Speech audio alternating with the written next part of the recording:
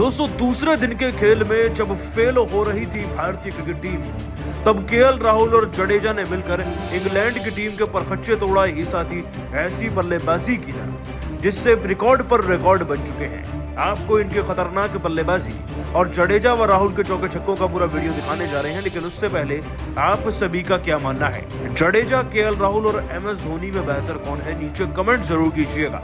दोस्तों भारत और इंग्लैंड की टीम के बीच में चल रहे पहले टेस्ट मैच के दूसरे दिन के खेल में सारे खेल को अपने नाम कर लिया केवल एक खिलाड़ी ने, एक खिलाड़ी जिसकी पहचान फर्स्ट क्लास क्रिकेट से ही बनी थी और अब वो फर्स्ट क्लास क्रिकेट में ही धमाल मचा रहा है फिर से। दोस्तों बात करें केएल राहुल की। विराट कोहली के सबसे चहीते जोड़ीदार दोस्तों केएल राहुल ने आज उनके बिना भी रंग जमा कर रख दिया। जैसे कि आप सभी जानते हैं कि दोस्तों पहले टेस्ट मैच के पहले दिन के खेल में भारत की शुरुआत बहुत ज्यादा भी अच्छी नहीं थी। देखिए भले ही हमने इंग्लैंड की टीम को 246 पर ऑल आउट किया, लेकिन तब भी बेन स्टोक्स 70 रन बना ही चुके थे और बाकी खिलाड़ी भी 20-30 रन तो बनाकर गए ही थे, जिसके चलते भारतीय क्रिकेट टीम पर एक छोटा मोटा प्रेशर भी आ चुका था। हाँ, बीच में दोस्तों यशस्वी जायसवाल की 76 रन की नाबाद पारी भले ही हमारा थोड़ा बहुत प्रेशर दूर कर गई थी, लेकिन आते ही वो भी दूसरे दिन के खेल में 80 रन पर आउट हो गए, शतक उनका भी रह गया। बाकी कोई भी खिलाड़ी 20-25 रन से आगे बढ़ने के लिए तैयार ही नहीं था। लेकिन इस बीच में मैदान में एंट्री हुई गिल के आउट होते ही 23 रन पर केएल राहुल की। और दोस्तों ऐसा नहीं समझिएगा कि केएल राहुल ने बहुत ज्यादा सिंगल व डबल लिए होंगे। आज केएल राहुल ने बाउंड्रीज भी खूब लगाई हैं। तो जैसा कि आप सभी जानते हैं कि केएल राहुल मैदान में आए और आते ही 36वें ओवर में मार्कवुड को दूसरी, तीसरी, पांचवी गेंद पर बैक टू बैक 3 चौके जड़ दिए, कोई आउटसाइड ऑफ की तरफ से, कोई दोस्तों बैकवर्ड स्क्वायर लेग की तरफ से। इतना ही नहीं दोस्तों, श्रेयस अय्यर ने जब चौके छक्के जड़े तो केएल राहुल को और ज्यादा साहस मिला और उन्होंने भी लगभग 65 गेंदों के अंदर अपना 50 पूरा कर दिया। लेकिन आज ये खिलाड़ी केवल 50 जड़ने के मूड से नहीं आया था। देखिए तेज तर्रार पारी तो ये भी अय्यर की तरह खेल सकते थे, लेकिन उनकी तरह फिर 35 पर आउट भी तो हो जाते।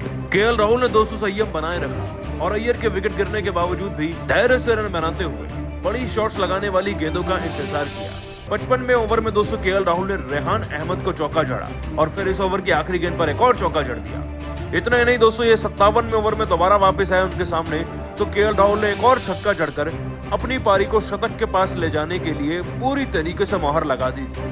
इनफैक्ट दोस्तों इसी ओवर की आखिरी गेंद पर फिर से केएल राहुल ने 6 लगा, यानी कि एक ओवर में 12 रन तो सिर्फ 2 छक्कों से ही आ चुके थे। इसके बाद दोस्तों जड्डू मैदान में आ चुके थे और जड्डू के चौके छक्के देखकर राहुल का कॉन्फिडेंस ना 7वें आसमान पर पहुंच चुका था। इसके बाद दोस्तों रविंद्र जडेजा ने तूफानी बल्लेबाजी का जिम्मा संभाला और केएल राहुल ने शतक जड़ने के साथ साथ भारतीय स्कोर को आगे बढ़ाने का 118 गेंद में दोस्तों ये जांबाज 86 रन बना चुका था, 8 चौके 2 छक्के जड़कर लगभग 80 के स्ट्राइक रेट से। और दोस्तों केएल राहुल की यही इनिंग अब इस बात की चीख चीख कर गुहार लगा रही थी कि शतक तो होकर रहेगा। भारत के दोस्तों 281 रन बन चुके थे, यानी कि हम 35 रन से आगे थे और ये सब कुछ हुआ तो केएल राहुल की बदौलत। लेकिन दोस्तों इससे पहले कि केएल राहुल का शतक पूरा होता, एक बहुत ही ज्यादा दर्दनाक वाक्य हो गया। दोस्तों केएल राहुल इससे पहले कि शतक तक पहुंच पाते वो टॉम हार्टली की गेंद पर ना कैच आउट हो गए रेहान अहमद के हाथों एक छक्का जड़ने के चक्कर में। खैर दोस्तों 14 रन पहले आउट हो गए थे केएल राहुल, उनका शतक तो नहीं बन पाया, लेकिन आज इस शतक की कसर को पूरा किया रविंद्र जडेजा ने। दोस्तों भारत तो वैसे ही 45 रन से आगे था, लेकिन रविंद्र जडेजा की बात कुछ और है। इनका स्ट्राइक रेट 100 के पार था और 4 चौके 2 छक्के ठोककर इस खिलाड़ी ने अब 38 गेंदों में 34 रन बना दिए थे, यानी कि जितनी गेंदें लगभग उतने ही रन थे। लेकिन ये रफ्तार अब तेज होती जा रही थी और भारत लगभग 100 की लीड से ऊपर पहुंचने वाला था इन्हीं की पारी के बल पर। दोस्तों दूसरे दिन के खेल में जाते जाते रविंद्र जडेजा का ऐसा शो दिखा कि इंग्लैंड की टीम ने उनके आगे घुटने टेक ही दिए। दोस्तों कैसे आखिरकार पुराना हिसाब चुकता करते हुए एक बार फिर इंग्लैंड की टीम के आगे धावा बोल दिया जडेजा ने और लगभग शतक की पारी खेलकर क्या क्या रिकॉर्ड भी बनाए। उनकी बैटिंग व रिकॉर्ड्स का पूरा वीडियो आपके सामने पेश करने जा रहे हैं। लेकिन 35 साल के जडेजा क्या कुछ कर सकते हैं? वो सब कुछ कर सकते हैं जो दोस्तों शायद 25-24 साल का खिलाड़ी भी ना कर पाए, और आज उन्होंने प्रूव भी किया। अपनी जबरदस्त स्ट्रेंथ का इस्तेमाल करते हुए दोस्तों जडेजा ने कोई T20 पारी नहीं खेली, बल्कि एक टेस्ट के लिहाजा से पारी खेलते हुए ना 143 गेंदों के अंदर 6 चौके 2 छक्के लगाकर 51 का ही स्ट्राइक रेट बरकरार रखा। इस खिलाड़ी ने 74 रन बना दिए थे और ये 74 रन ये मत समझिएगा कि बिना बाउंड्रीज के बन गए। आपको बताएं दोस्तों कि जडेजा बाउंड्री लगाने में किसी से पीछे नहीं थे। जब भी कोई आउट होता जड्डू के बल्ले से बाउंड्री निकलती और वो जवाब देते तुरंत ही। श्रीकर भरत के आउट होने के बावजूद भी दोस्तों, रविचंद्र अश्विन के रनआउट होने के बावजूद भी मैदान में दोस्तों जडेजा के चौके कम नहीं हुए थे। इनफैक्ट एक ही ओवर में उन्होंने टॉम हार्टली को 2 चौके जड़ दिए थे और 65वें ओवर की दूसरी गेंद पर जड्डू ने एक 90 मीटर का छोटा छक्का भी लगाया था। दोस्तों, जडेजा की यही 70 से ज्यादा रन वाली पारी ना भारत को उठाकर सीधा 400 तक ले गई और इंग्लैंड की टीम के ऊपर हमारी लीड 153 रन से भी ज्यादा की हो चुकी थी। जड्डू जो कि 75 पर थे, वो शतक तो पूरा कर ही लेते, इस बात में कोई शक नहीं था दोस्तों। और वैसे भी ये पारी किसी शतक से कम थोड़ी है। आपको बताएं दोस्तों कि ये जड्डू की पारी ही है जिसके दम पर भारत 400 तक पहुंचा, वरना बहुत मुश्किल हो जाती। और अब फक्र से कह सकते हैं कि हम इंग्लैंड की टीम को न सिर्फ ऑल आउट कर देंगे वक्त से पहले, बल्कि अगर वो कुछ 10-12 रन बना भी गए ना तो खुद ही हार स्वीकार कर लेंगे। लेकिन दोस्तों, जडेजा जो एक कीर्तिमान बड़ा बनाएंगे वो ये होगा कि दोस्तों, टेस्ट के इतिहास में भले ही इस खिलाड़ी ने 100 इनिंग 70 मैच खेल लिए हैं, लेकिन इनके शतक बहुत कम है। और दोस्तों, ये जडेजा के करियर का 4था शतक होगा दोस्तों, अपने आप में एक भव्य रिकॉर्ड। दोस्तों, जडेजा मैदान में उतरे और रिकॉर्ड ना बने, ऐसा हो नहीं सकता। कल फिलहाल के लिए आप जडेजा की इतनी ताबड़तोड़ इनिंग, उनके चौके छक्कों को, उस रिकॉर्ड को 10 में से कितने नंबर देंगे, नीचे कमेंट करके बताइएगा। दोस्तों, दूसरे दिन के खेल में जब बल्लेबाजी कर रहे थे रविचंद्र अश्विन और रविंद्र जडेजा, तो कुछ ऐसी घटना हो गई कि दोनों के बीच मैदान में लड़ाई हो गई। आखिरकार दोनों खिलाड़ियों की हाथापाई की नौबत आई ही क्यों और कैसे एक गलती के चलते अश्विन को विकेट भी गंवाना पड़ा।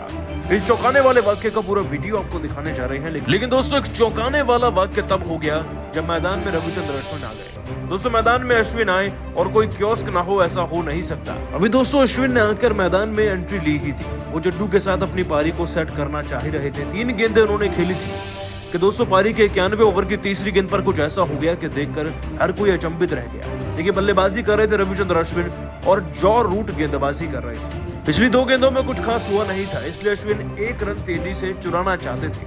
लेकिन दोस्तों, अश्विन जो कि ऑफ स्पिनर हैं, वो जैसे गेंद को डिफेंड करके 1 रन चुराना चाहते हैं और दौड़ जाते हैं, तो जड्डू को भी इस कॉल के बाद ना भागना चाहिए था। वो ज्यादा भागे ही नहीं, बल्कि वापस और आ गए।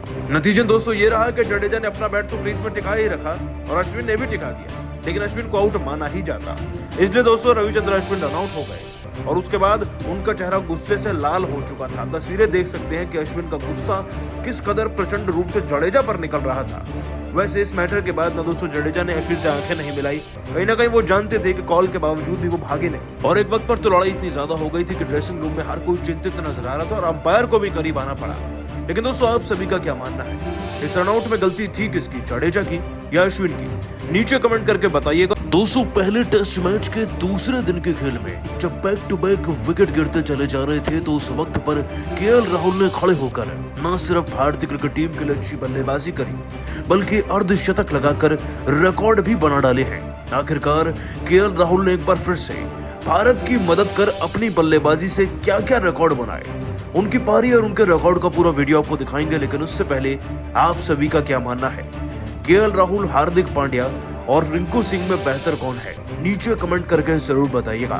दोस्तों, भारत और इंग्लैंड की टीम के बीच में सीरीज के पहले टेस्ट मैच के दूसरे दिन का खेल राजीव गांधी इंटरनेशनल स्टेडियम में शुरू हो चुका है। इस मुकाबले के पहले दिन के खेल में दोनों टीमों के नाम आधा दिन का खेल रहा। देखिए दोस्तों, इंग्लैंड की टीम के कप्तान बेन स्टोक्स ने टॉस जीता, टॉस जीतकर चुनी पहले बल्लेबाजी। इनकी टीम की तरफ से इससे पहले कि कोई बड़ी पारी खेल पाता, हमारे गेंदबाज खेल कर गए थे। डकिट और साथ ही साथ सलामी जोड़ी के और भी बैट्समैन को आउट करने में अश्विन ने आगे हाथ बढ़ाया, तो वहीं दोस्तों बाकी खिलाड़ियों को आउट करने में जडेजा समर्थ रहे थे। दोनों के नाम 3-3 विकेट दर्ज हुए और बुमराह जाते जाते स्टोक्स को आउट कर गए। कुल मिलाकर दोस्तों ये टीम 246 पर ऑल आउट हो गई थी, जिनके जवाब में पहले दिन के खेल में रोहित तो भले ही 24 पर आउट हो गए, लेकिन यशस्वी जायसवाल ने एक 74 रन की ऐसी नाबाद पारी खेली थी जिसे देखकर हर कोई सलाम कर गया था, क्योंकि दोस्तों ये पारी टेस्ट नहीं बल्कि T20 जैसी थी और पूरी उम्मीदें थी कि दोस्तों ये पारी एक शतक में भी तब्दील होगी। लेकिन अफसोस कि दूसरे दिन के खेल के शुरू होते ही ना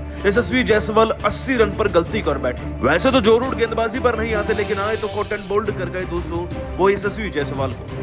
खैर, इसके बाद बल्लेबाजी का मोर्चा पूरी तरीके से केएल राहुल, गिल और साथ ही साथ श्रेयस अय्यर के कंधों पर आना था, लेकिन अफसोस गिल भी कुछ खास नहीं कर पाए। लेकिन इस मौके पर, ऐसे वक्त पर जब भारत को बल्लेबाजी और पार्टनरशिप्स की जरूरत थी, उसी वक्त पर दोस्तों एक खिलाड़ी आगे आया और न सिर्फ भारत की इज्जत को बचाया बल्कि अपनी बल्लेबाजी से ऐसा स्कोर बना दिया है कि अब रिकॉर्ड पर रिकॉर्ड भी तोड़ रहा है।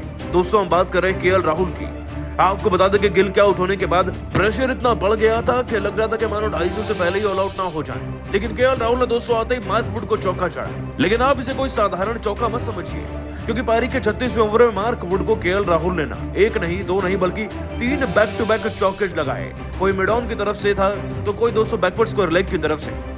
हर एक दिशा में जैसे ही शॉट लगने लगे ना, तो हर एक दिशा से दोस्तों प्रेशर भी रिलीज होता चला गया भारत के ऊपर से। और फिर अय्यर ने भी टॉम हार्टली को जब छक्का जड़ाना तो सोने पर सुहागा हो ही चुका था। लेकिन दोस्तों वाकई में केएल राहुल की पारी महत्वपूर्ण क्यों थी, आप इस बात से अंदाजा लगा सकते हैं। एक मुश्किल घड़ी में इस खिलाड़ी ने 65 गेंदों में 7 चौके लगा करना अपने 45 रन बनाए थे, और फिर देखते देखते और 5 रन जड़कर अपना 50 भी पूरा किया। अब इसे कहते हैं एक टेस्ट वाली पारी। खेल तो दोस्तों केएल राहुल भी तेज तर्रार तरीके से सकते थे, लेकिन टेस्ट के प्रारूप को समझते हुए इस खिलाड़ी ने वक्त की परिस्थितियों को भी समझा और अपनी टीम के लिए सहजता रखते हुए इस पारी को खेला। और इसी के दम पर दोस्तों भारत का स्कोर लगभग अब 250 के करीब पहुंच चुका है। दोस्तों केएल राहुल ने अपने अर्धशतक से रिकॉर्ड भी बनाया है। दोस्तों ये 50 पूरा होते ही केएल राहुल के टेस्ट में ना अब 14 हाफ सेंचुरीज हो चुके हैं, और इस नंबर पर बल्लेबाजी करते हुए ऐसा करने वाले खिलाड़ी बेहद ही कम है।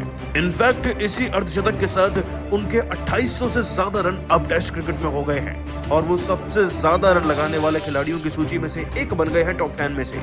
दोस्तों केएल राहुल की इनिंग और उनके रिकॉर्ड को आप 10 में से कितने नंबर देना चाहेंगे, नीचे कमेंट करके बताइएगा और सब्सक्राइब कीजिए हमारे चैनल को। धन्यवाद।